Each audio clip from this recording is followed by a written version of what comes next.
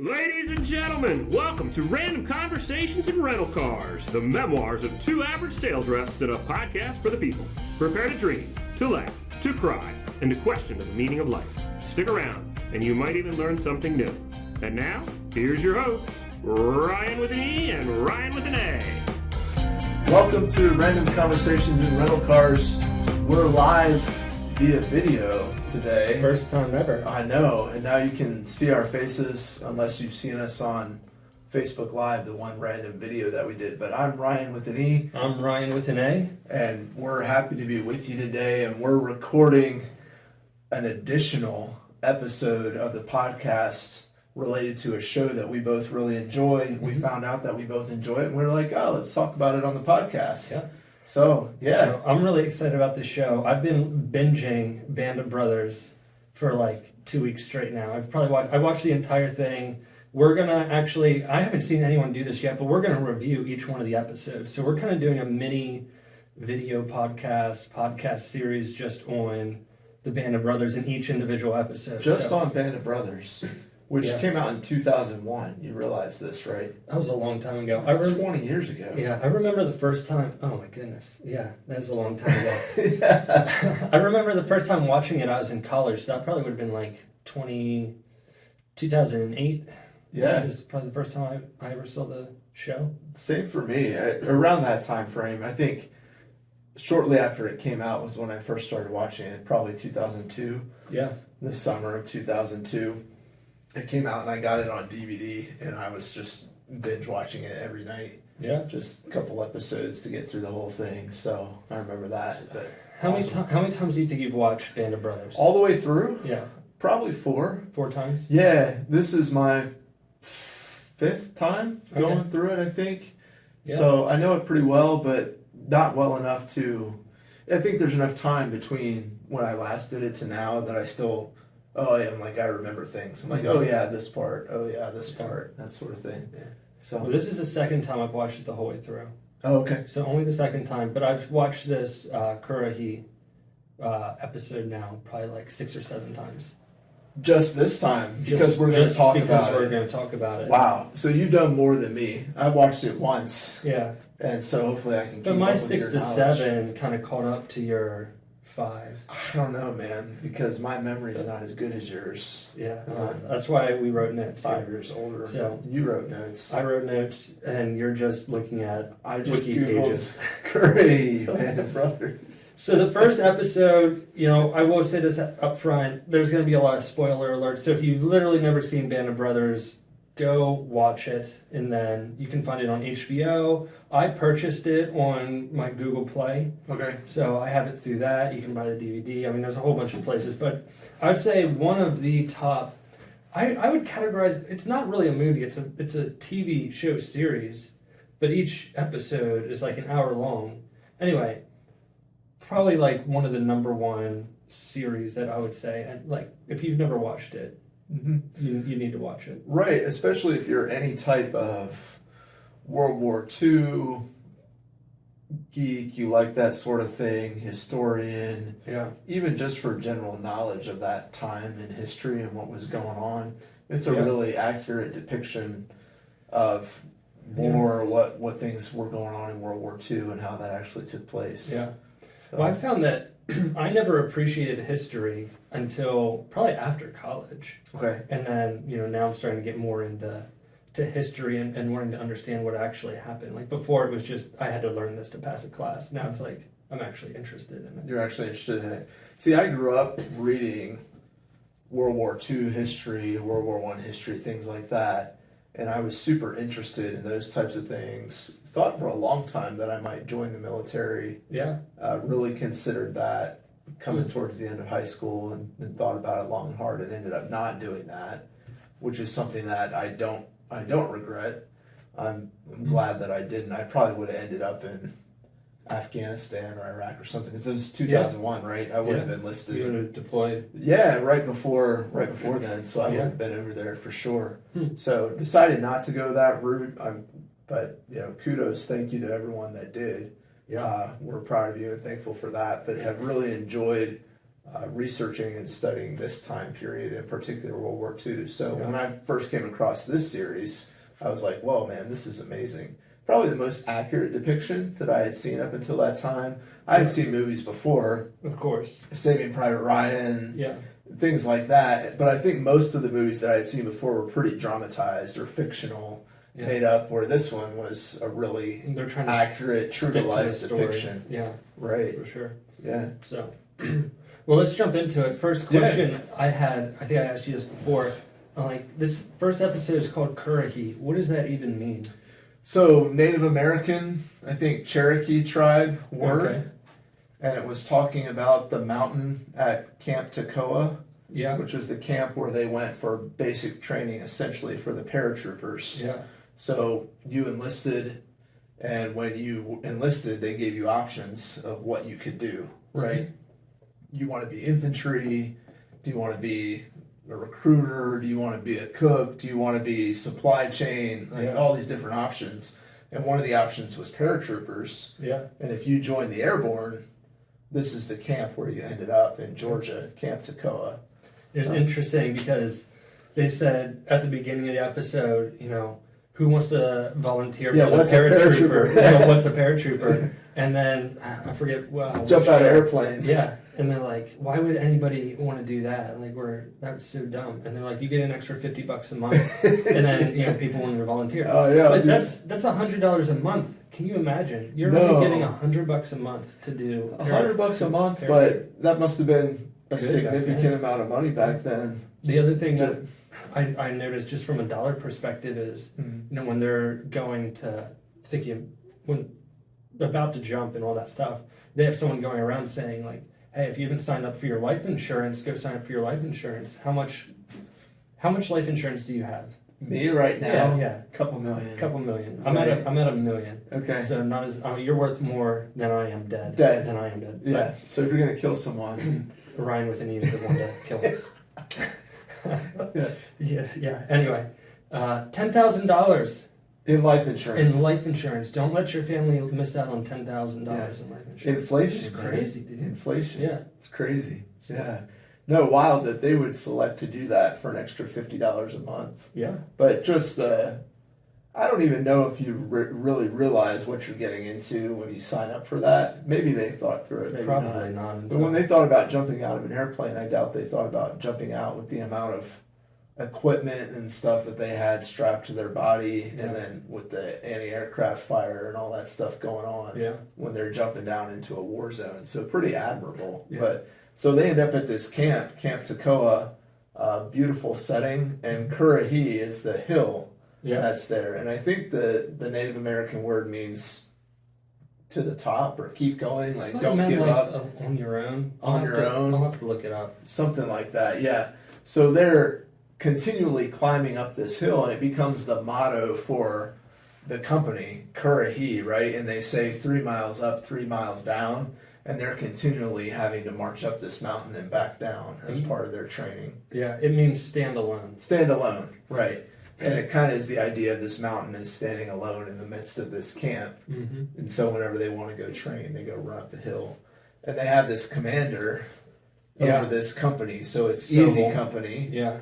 In the 101st Airborne, 82nd Division. I didn't write down all the 506 Regiment, 506, right? Yeah. And it's Easy Company, and they have this commander, Captain Sobel. Yeah, so Company E, and I guess they call when they.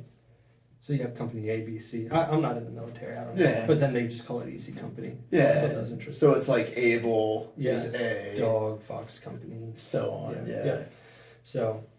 Well, yeah, so they had Captain Sobel, which is just a really interesting one. I think it was an interesting pick to cast Ross from Friends.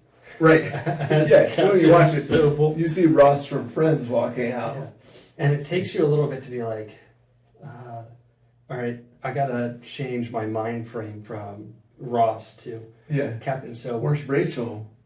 Where's Rachel? Where's Joey? I don't know. Who knows? And you're just waiting for him to yell something crazy like Chandler and Joey. or something. Best meme ever is Ross trying to help with Ouch. Yeah. Pivot. Yeah. So, but yeah, he's Captain Sobel, and I want to spend a good amount of time talking about Captain Sobel. But one of the questions I had, so the very intro scene, they're gearing up to go into D-Day, right? Mm-hmm. So it's about to happen. They're gearing up. They have all their stuff on. Mm-hmm. Faces ready to get on the painted, plane. ready to get on the plane. Yeah. And you have the captain stand up and say, "No jump tonight." Imagine mentally preparing yourself for that type of situation, and then all of a sudden you're not in it anymore, Right. and then you have to re-prepare yourself for it the next day. Yeah, and I'm pretty sure that happened a few times. So they just show the one in the show. Yeah. But I think the original invasion was planned for the 3rd. Okay. And then because of weather, it ended up the not 6th. being till the 6th. Yeah. Yeah. The cloud cover was just too thick. You'd imagine going through and trying to fly through Yeah.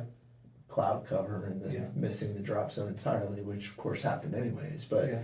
yeah, you But have to that's prepare episode yourself. 2. We'll talk about I'm that. going into war. Yeah. And then all of a sudden, oh man, now I got to take all this stuff off. Yeah.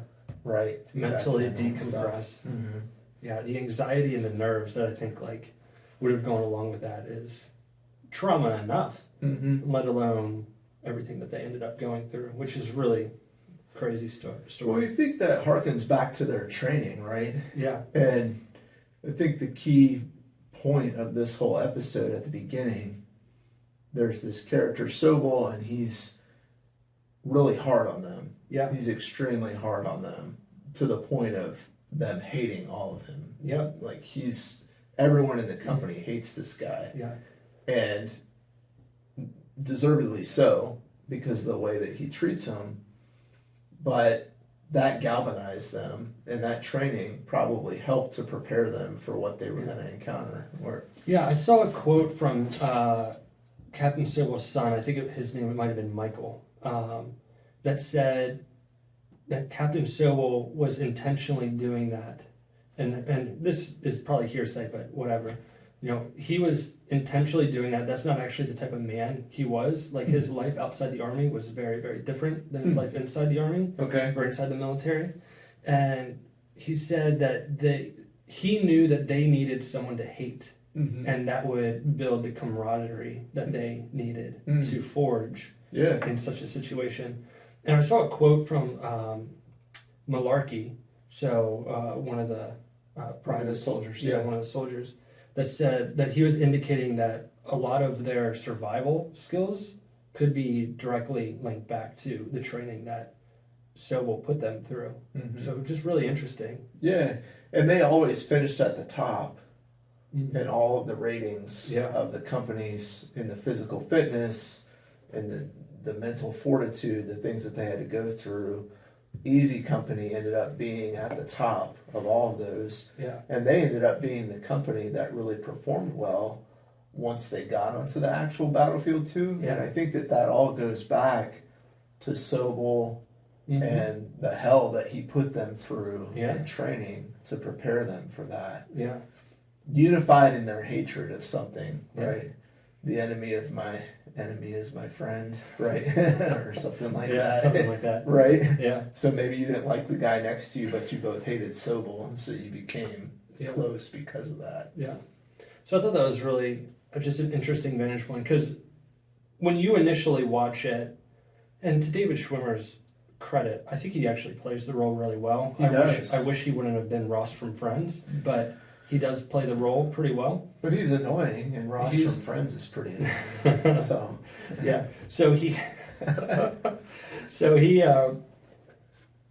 does, just from an acting perspective, I think what tipped the soldiers over the edge, which eventually all the COs, come forward and say, we're not following, the commanding officers come forward and say, we're not following him into battle, and, kind of a mutiny there. But one of the things that was the tipping point wasn't the fact that he was so hard on them, it was the fact that he always got lost and was really jumpy in tactical situations. when they got into field operations, Yeah. so during the physical training, the drills. They put up with him. They put up with them, even stupid things like, measuring them for contraband or looking for contraband in their barracks. Yeah. And revoking their passes, things like that. Yeah. They hated him a lot for those things, but they tolerated it. Yeah. But when you get into the field and you recognize this guy's incompetence could get me killed. Yeah, he can't read a map. He doesn't, he's jumpy. Yeah, he could get me killed. Yeah. Like, you put your foot down. Yeah, that's when you really stand up and say, I'm not going to follow this guy because he's going to get me killed. Yeah. Yeah. And there's the one scene where he cuts the fence, where the one guy in the company pretends to be the major. Yep. He mimics his voice. Yeah. And he does an impression essentially and yells out, and Sobel believes him and cuts the fence, and then all the cows get out. Yeah. That's actually based on a true story. So that was one of the questions I had, was like, do you think that actually happened? Yeah. Yeah. So that really happened. Yeah, and that's one of the things I really enjoy about this series. A lot of it is based on the Stephen Ambrose book, Band of Brothers, and these are first-hand accounts of what really took place. Yeah. So these stories are true in many cases. I'm sure there's some dramatic interpretation by the actors. Yeah. But at least the core foundation of Have you read the book? I have, I have it. Is it good? It is good. Okay. Yeah. I'll have to read it. It is really good. It has, the version that I have of the book is not the original. It's actually a reprint or like a second edition that came out. And it has an extended chapter just about Major Winters. Okay. And his story within it. I think you'd really like it. Yeah. Yeah. I've been doing a lot of research on Winters, and tons of respect for that guy. He has a quote in the last episode, which I'm not going to say, which just really, it was a really cool quote that he had. So hopefully I remember that for our last episode. Yeah, he plays a big part in episode 1 too, because they kind of put this contrast in place between his style of leadership and Sobel's style of leadership. Yeah. Where he's like beloved by the soldiers. They look to him for leadership. Yeah. He guides them along the way. And tactically, he's a superior mind. Yeah. Right? He knows very clearly what needs to be done and when, and he's not afraid to step to the front and do that. Yeah, and he does that clearly in other episodes, but I also think he does a great job at relating to the troops, and he has a great mind for thinking. One of the ones that stands out to me was when they're doing their march in the dark, and Private Randall was like, why does Lieutenant Sobel hate us? And, Winters pauses for a second. The actor, he just does a great job portraying Lieutenant Winters. I should look up his name. Damian Lewis. Yeah. And he just pauses for a second and thinks, and then responds back, Lieutenant Sobel doesn't hate Easy Company. He just hates you, Private Randall. Oh, man. Yeah, great quote. And it really captured what Major Winters was all about. Yeah. Just quick on his feet, sharp-minded. Yeah. And there was never a time where he was without an answer, right? No matter what happened to him. And I think even like the running up Currahee and back down, like they portray Winters as being there first, and once he hits the top of it, he's encouraging the rest of the troops, like, you can do it, you can make it, and pushing them through. Meanwhile, Sobel's at the top saying things like, this time is good enough for everyone else, but it's not good enough for Easy Company, stuff like that. So, just a picture of poor leadership versus great leadership. Are you saying like Sobel had poor leadership, or do you think he just had a different leadership style because of coming back to the thing that all these soldiers said, like, if it wasn't for Sobel pushing them so hard, there may have been a lot of them that never survived. Well, I think in that situation, right, situationally, preparing for battle, trying to harden men into soldiers, there's a place for someone like Sobel. Yeah. And I think a lot of those tactics and techniques are still in place in the military today, at least from what I understand. If you go to basic training, there's guys who are really, really hard on you. Yeah. And that's deliberate to go through that. But I think from an overall perspective, if you're going to follow someone into battle, nobody's going to follow Sobel, right? If you get into the actual battle and that guy's up in the front telling you what to do. But are they not following Sobel because and I'm just trying to make a distinction here. Yeah. I also would say that leadership style probably doesn't work in most situations. In the military, yeah, but like if our boss was like that hard on us, I'd probably be trying to find a new job Right. pretty quickly. But they didn't want to follow him into battle because of his leadership style or because of his incompetence with the reading of the maps. That's a good point. And jumpiness. I think that his leadership style is exaggerated because of his incompetence. Okay. If he had competence to back up his leadership style, then it probably would have been more acceptable, right? If they trusted that he was going to make right decisions, then I'm willing to tolerate more of that hard-nosed leadership style. It's kind of it's kind of like, you know, when someone knows how to do all the individual things, but they don't know how to actually put it into practice when it comes time to do everything together.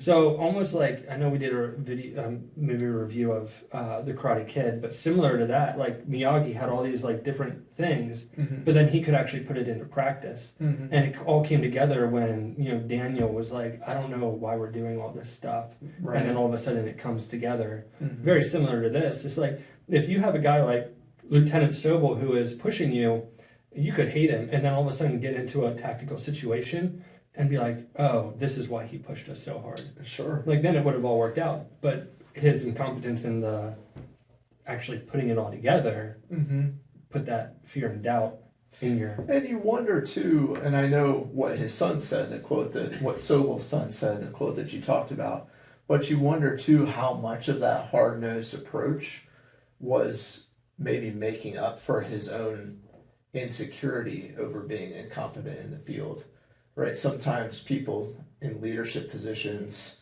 they try to cover that up by just being louder or being more aggressive, and they try to pretend like that incompetence isn't there. So it's, you see that a lot of times. I don't know, I went to a soccer game this past weekend, and it was my nephew's soccer game. I won't tell you what team or anything like that, but the coach on his team was like yelling at the referee, yelling at the kids to do certain things. He was just loud and yelling.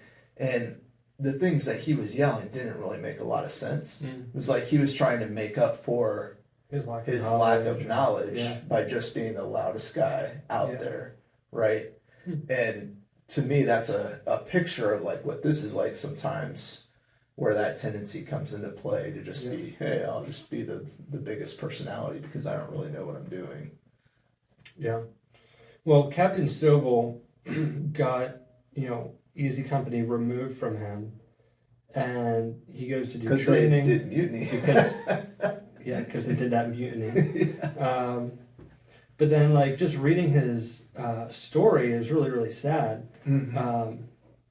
Because, you see that he got married, he had 3 kids, eventually got divorced, one of his kids was estranged from him, stuff like that. But then at some point he decided, like, he couldn't ever get over losing Easy Company in his performance, from my understanding. So he, at one point, tried to commit suicide, and with a gun, failed on that, ended up shooting himself in the head and just making him blind for the next 15 years. Wow. And then was in a rundown VA and died from malnutrition. Wow. Essentially stopped eating.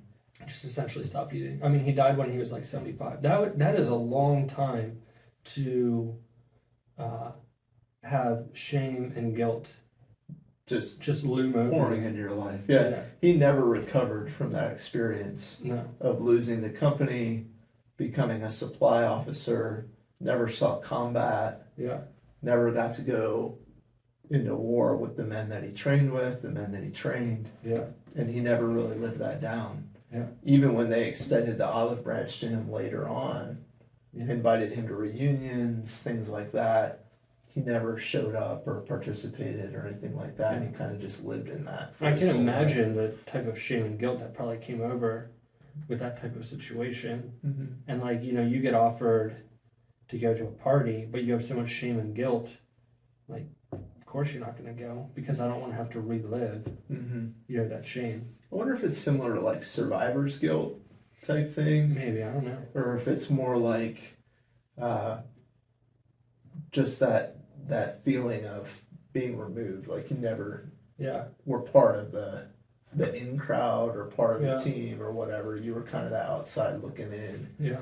You think he never, all of that hard work that he put in to get to that point. Yeah. And then to just be stripped because your own men didn't want to follow you anymore. Yeah. That had to be so hard. I'd really love to interview his son. I think that'd be a really interesting interview. Yeah. So just to talk to him. Just to talk to him, get his perspective. Obviously, he grew up with the man. Yeah. That'd be a pretty cool interview. That would be cool. Yeah, I can't imagine going through something like that. It's like, we talked about this before too, but I just remember, I forget what book I was reading. I should really go back and look at it. But they gave two examples. The one guy was the drummer in the Beatles, right? Yeah. And he got kicked out of the Beatles right before they got this huge contract, right? And he went through this like huge bout of depression, right? And then eventually, though, got remarried and redefined in his life what his purpose and importance was. And like, this book was just talking about how he looks back, and, he had so much joy because he redefined what his purpose was. And he was actually thankful to not be in the Beatles because of, all the fame and fortune that they received, they never really got true happiness. Versus this other guy who was in Metallica, got kicked out right before they got big, and he vowed like he's going to be bigger than Metallica ever was. And he created this huge band, I think it was Megadeth or something like that. Okay, yeah. And like very famous, big band, but not as big as Metallica. And he just dealt with depression his entire life because he couldn't redefine his purpose. He just wanted to compete then. With Metallica. Yeah. So it reminded me, just kind of thinking through Sobel's story, it reminded me of that. How are you defining purpose in life? And when, crap hits the fan, what, how are you pivoting? Yeah. And we've never been in that's such a good comparison. You think in light of the conflict of World War II. Oh, yeah. We've never been in a situation like that where America, I guess 9/11 would be similar, but even dissimilar in the fact that we weren't militarily, physically attacked as a country by another country. Correct. And you wonder, back then it was like a badge of honor. When they saw that happen, it was like everybody wanted to go enlist, right? Yeah. They wanted to go fight. Yeah. And I don't know that we've ever had a situation like that, but to have that desire. And Sobel obviously did have that desire to go fight for his country, to prepare well, to put himself into it, and to have that opportunity removed. You're still a part of the war effort, but you're not actually getting to go and participate. Yeah. That had to be so. Yeah. crushing. And I'm not saying like, oh, this was, Sobel, why didn't you just pivot? Right? Pivot. To quote Ross from Prince. So I would say like it's understandable, what he went through, and all the stuff that we've ever gone through in life probably doesn't compare monumentally to what that particular thing was. Because there's like I watched Hacksaw Ridge the other day. Yeah. Okay. And the guy that enlisted, he was like, I had buddies back home that committed suicide because they tried to enlist and they were rejected and couldn't fight in the war. So like your badge of honor thing, like, that was a huge thing. Like to be enlisted in the army and go fight for your country was a huge thing in World War II. Yeah. Spider-Man. Hacksaw Ridge. Yeah. Spider-Man guy. Andrew Garfield? Yeah. He wasn't willing to fight, but President Garfield? he could have just put on his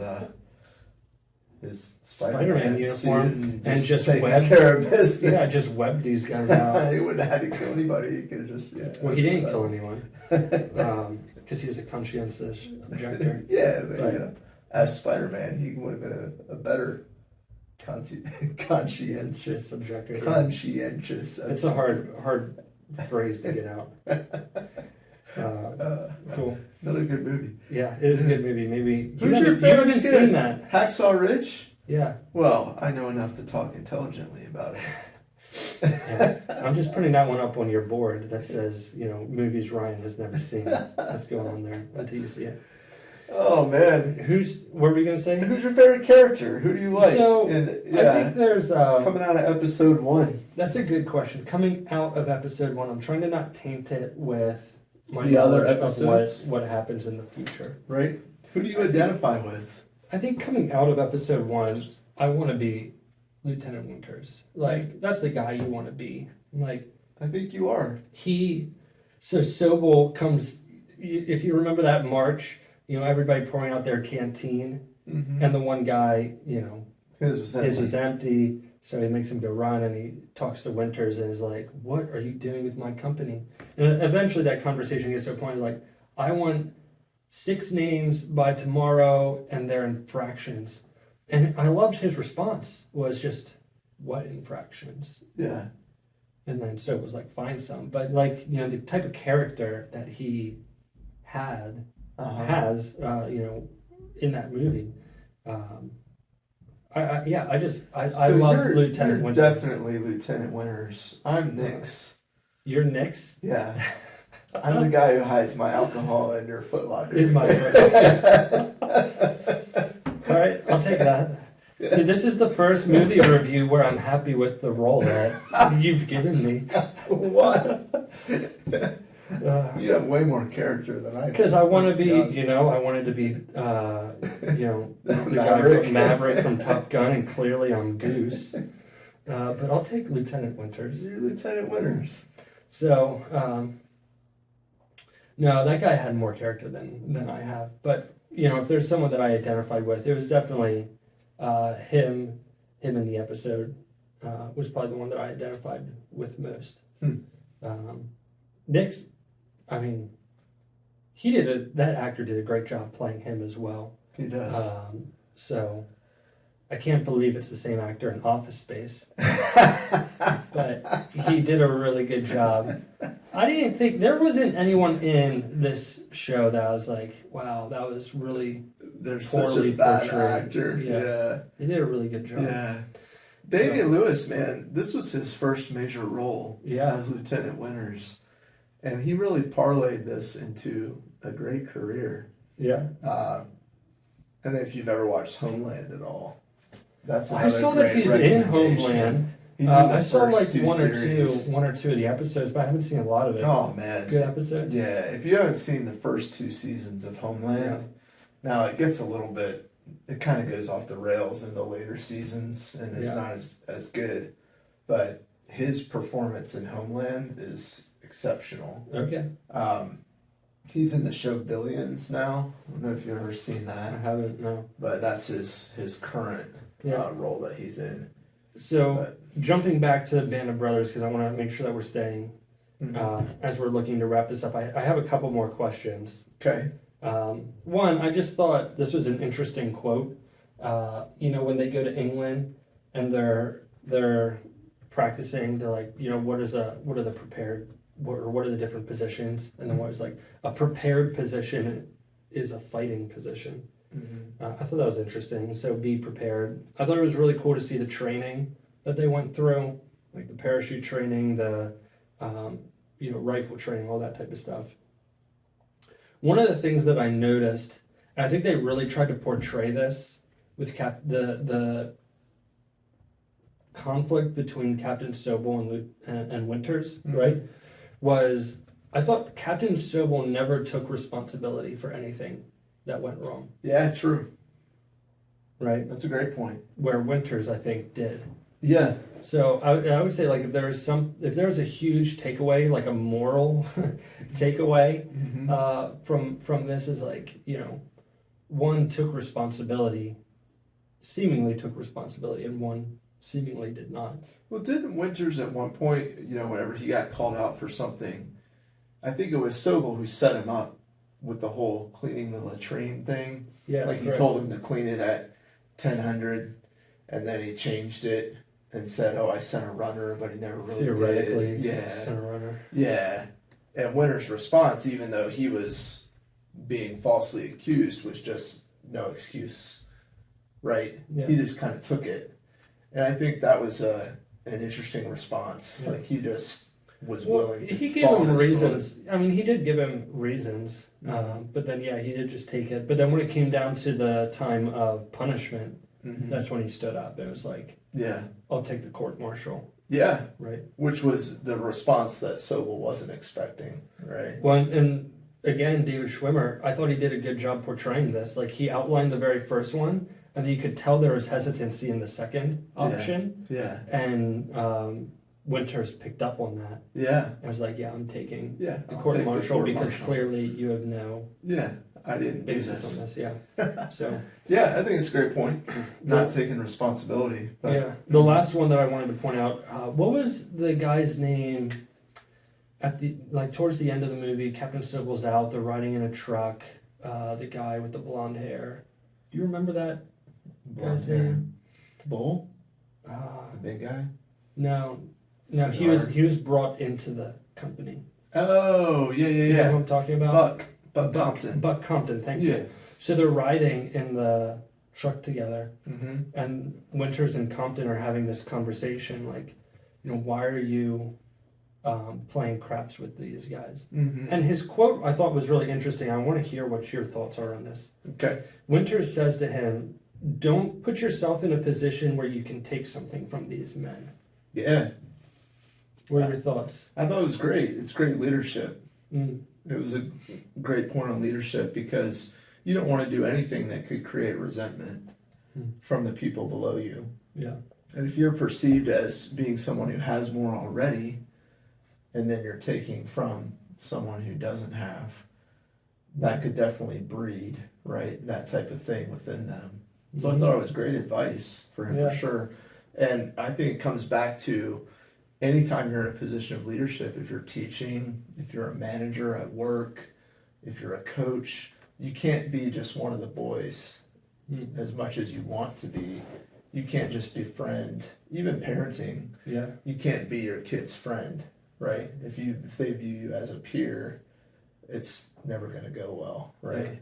And I think that's kind of what Winters was speaking into him. But what did you think? I loved it. I mean, I thought it was right on point. Like you have this guy who is in charge and he's gambling, to not put any unnecessary contention between you and your troops. I mean, makes so much sense. I think your point of not giving a reason for resentment besides trading and stuff like that, but not giving an unnecessary reason for resentment or mistrust. I think that's the big thing. There's got to be the line there for authority figures. You always want to stay above board and never get down into the nitty gritty, right? Yeah. There's times when you just shouldn't be a part of that. You should have a higher standard for things, and that's true in every position of leadership, right? And if you're perceived as just being equivalent or on the same page or just one of those, then you're not going to have that clout when you talk or that influence when you speak or give advice or have to give direction, right? Makes sense. Yeah, you don't want to be gambling with someone that you have to fire. Right? That's true. Or someone that you have to discipline in the future. Or, yeah. It makes it a really tough relationship. Yeah. So, any closing remarks on episode 1, Currahee of Band of Brothers? No, it's a great opening episode. It really sets the stage for introduction to the characters, what they had to go through prior to. I love how they opened with they're getting ready to jump, get on the plane, and this is more of a remembrance of how they got to this point, everything that they went through to get to this point, and now it's finally here. So there's a climax to everything that they were working through to get to the job that they had to do. Yeah. And looking back on all that training. So I highly recommend it. I highly recommend the series as a whole, but a perfect opening episode for the series, and cool to be talking about it with you. It's good. Yeah. Even though it's 20 years later. Yeah, that's crazy to think about. 21 years. Yeah. So 21 years, man. So the episode is old enough to drink. It is. Which is wild. That is crazy to think about. Yeah. So, yeah, I love the episode. I think, like you said, they do a great job of setting the scene. The next scene moving in is them actually jumping out of the airplane and everything going on with that. And I think they just did a great job of portraying, I think it was 2 years of prep and training that they had to go through in order to get themselves to a point of mentally, physically ready to do what they're about to do in episode 2. And episode 2 we'll talk about next week, so we're really excited about that. But thank you guys for tuning in on episode 1 of Band of Brothers. It was a blast getting to talk about it. Hopefully you guys have enjoyed it. You can find us wherever podcasts are at. This is going to be on YouTube. Easiest place to do it is ryanandryan.com. Ryanandryan.com. Like, rate, review, subscribe. Leave comments. Leave comments. The comments are what let us know that what we should talk about in the future, what we should change, what we should keep doing. So comment, like, review. Thank you guys so much for watching and listening. See you later.